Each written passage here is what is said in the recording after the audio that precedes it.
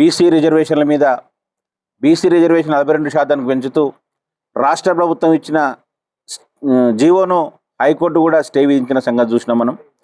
మరి దానికి కారకులు ఎవరు? ఈరోజు రాష్ట్ర ప్రభుత్వం బీసీ రిజర్వేషన్లు పెంచాలని సమగ్ర కులగణన చేసి ఈరోజు పార్లమెంట్కు పంపితే కేంద్ర ప్రభుత్వం ఇంతవరకు కూడా దాన్ని ఆమోదించలే. మరి ఆర్డినెన్స్ తీసుకొచ్చి గవర్నర్కి పంపితే గవర్నర్ సంతకం పెట్టకుండా అట్లా ఆపినటువంటి పరిస్థితి. మరి జీవో తీసుకొస్తే జీవో పైన హైకోర్టు స్టే వచ్చింది. స్టే ఎందుకు వచ్చింది? ఈరోజు కేంద్ర ప్రభుత్వం ఆమోదించింటే స్టే ఉండకుంటుండే, గవర్నర్ ఆర్డినెన్స్ మీద సంతకం పెడితే కూడా ఈరోజు స్టే వచ్చేది కాదు కదా. దీని నుంచి కూడా ఈరోజు బీసీ సమాజం అంతా కూడా చాలా తీవ్ర ఆందోళనలో ఉంటే రాజకీయ పార్టీలు మాత్రం ఈరోజు డ్రామాలు ఆడినటువంటి పరిస్థితి ఉంది. మళ్ళీ బీజేపీ పార్టీ 8 మంది ఎంపీలు ఏం చేస్తూ ఉన్నారు? మళ్ళీ 2 కేంద్ర మంత్రులు ఉన్నారు కదా, ఒక ఆయన బీసీనే కదా, ఎందుకు పట్టించుకుంటలేరు? సందర్భం వచ్చినప్పుడు నేను బీసీని అంటారు. బీసీలకు ఇంత ఇబ్బంది జరుగుతూ ఉంటే, బీసీ రిజర్వేషన్ అంశం మీద ఇంత తీవ్ర స్థాయిలో చర్చలు జరుగుతూ ఉంటే బీజేపీ నాయకులు ఏమో మాకు సంబంధం లేదు, మేము మాట ఇచ్చినామా, దాంట్లో మైనార్టీ కలిపినా అని చెప్పి ఢిల్లీలో మాట్లాడతారు. అసెంబ్లీలో మళ్ళీ మద్దతు ఇచ్చారు కదా, అంటే ద్వంద్వ వైఖరి అవలంబిస్తున్నారు మీరు. అసెంబ్లీలో ఏమో మద్దతు ఇస్తారు, ఢిల్లీకో ఏమో దాని మీద మళ్ళీ నాటకాలు ఆడుతూ ఉన్నారు.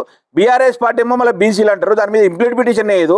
కవితమ్మ మళ్ళీ అట్లే ఉంది, నేను మాట్లాడితే బీసీల కోసం ఉంటున్నటువంటి కవిత గారు ఇంప్లీట్ పిటిషన్ కూడా దాఖలు చేయలేదు. మరి ఇంతమంది దొంగ నాటకాలు ఆడుతూ ఉన్నారు కాబట్టి వీరి బండారం బయటపడతా ఉంది, అందరూ కూడా గమనిస్తూ ఉన్నారు. ఈరోజు బీసీ పొలిటికల్ చేసి పక్షాన్ని కూడా ఒకటి నిర్ణయానికి వచ్చినాం మేము కూడా. ఎందుకంటే ఈ అంశం రాష్ట్ర ప్రభుత్వం కూడా ఈరోజు చేసింది కాబట్టి, కేంద్ర ప్రభుత్వం పెండింగ్లో ఉంది, గవర్నర్తోనే పెండింగ్లో ఉంది కాబట్టి ఈ నెల 23వ తారీఖు అంటే అక్టోబర్ 23వ తేదీన వేలాది మందితో ఈరోజు చలో రాజ్భవన్ కార్యక్రమాన్ని కూడా ఈరోజు మేము నిర్వహించబోతా ఉన్నాం. ఈ కార్యక్రమానికి రాష్ట్రంలోని ఈరోజు బీసీ సంఘాలు కానీ, ఈరోజు బీసీ ప్రజలు కానీ, పార్టీలకు అతీతంగా ప్రతి బీసీ బిడ్డ కూడా ఈరోజు పాల్గొనాలి. ఎందుకంటే ఈరోజు అక్కడ సమస్య ఉంది, మనం బయట ఎన్ని కార్యక్రమాలు చేసేవాళ్ళు ఈరోజు వాళ్ళ మీద ఒత్తిడి పెరగదు.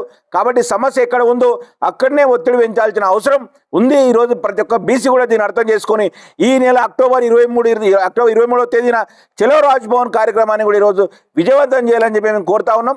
అదేవిధంగా నిన్న మనం చూసినాం, బీసీ జేఏసీ ఏర్పడి 18వ తారీఖు కూడా కొన్ని సంఘాలు పిలుపునిచ్చిన జేఏసీ, ఆ జేఏసీ కూడా ఈ నెల 18న బంద్కు కూడా బీసీ పొలిటికల్ చేసి కూడా మేము సంపూర్ణ మద్దతు తెలుపుతా ఉన్నాం. ఎవరు ఏ కార్యక్రమం చేసినా బీసీల కోసం, బీసీల పక్షాన మేము పోరాటం చేయడానికి, ఉద్యమం చేయడానికి సిద్ధంగా ఉంది. మరి వాళ్ళని కూడా మేము కలుస్తాం. ఈ నెల 23న జరిగే చలో రాజ్భవన్ కార్యక్రమానికి ఈరోజు వాళ్ళు కూడా మద్దతు ఇవ్వాలని చెప్పి ఆర్ కృష్ణయ్య గారిని కానీ, తర్వాత జాజుల శ్రీనివాస్ గౌడ్ గారిని, అదేవిధంగా చాలా సంఘాలు ఉన్నాయి, టీఆర్పీ తెలంగాణ రాజ్యాధికారి పార్టీ మల్లన్న గారిని కూడా, తదితరులు అందరూ కూడా మేము కలుస్తాం. అందరినీ కలుపుకొని ఈరోజు మేము ముందుకెళ్తాం. చిరంజీవి గారు కలుస్తాం, మేకపోతు నరేందర్ గారు కలుస్తాం, అదేవిధంగా బీసీ పొలిటికల్ ఫ్రంట్ బాలరాజు గారిని, అదే రామ్మూర్తి గారిని, చాలా సంఘాలు ఉన్నాయి. ఎన్ని సంఘాలు